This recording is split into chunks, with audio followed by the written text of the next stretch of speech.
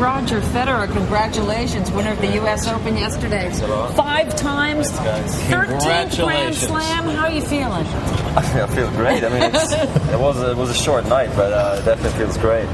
You'll take short nights every once in a while, though, won't you? Every day, almost. Yeah. I think we have something right over here. Yeah, you want to hang on to that? All of a sudden, there it is. Yeah, thank you. You know what's interesting, Roger? You know, prior to yesterday, you were the 4-time defending champion, and yet in some ways you were the underdog in this tournament because you'd lost your #1 ranking. A lot of people were talking about Nadal. So does this make it even sweeter?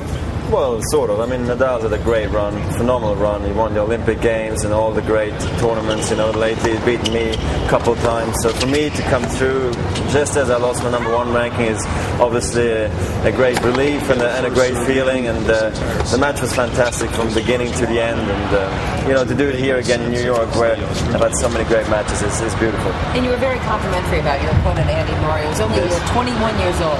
He's a young guy, really. You see much more from Andy. I mean, he's great, and he's great for tennis, you know. I love him in Great Britain, you know, and he's going to do well in Wimbledon as well. So, yeah, I have a lot of respect for Andy. And it's no secret there's been a tough season for you with illness and all sorts of things. How sweet was this victory for you? I mean, I think it was important, you know, to stay positive throughout the year. I didn't have a particularly bad year.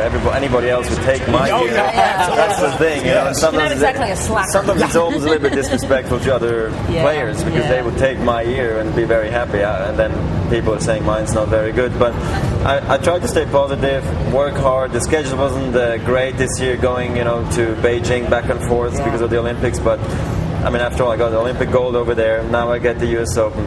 I don't know how much more you want. You'd had mono, which really knocked you out. So that's it was tough at the beginning of the year. Well, 13 Grand Slams, but you said you're not stopping at 13.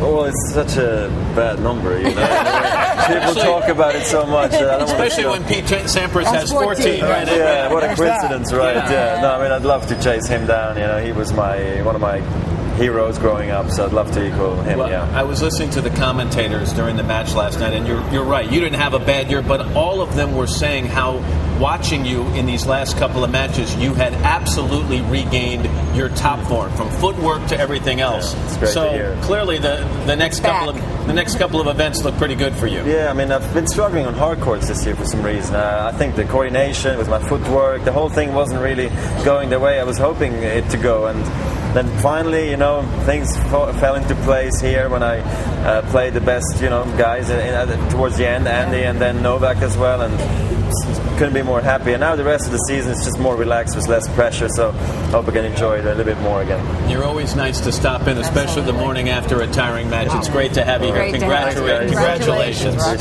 Roger Federer, U.S. Open champion.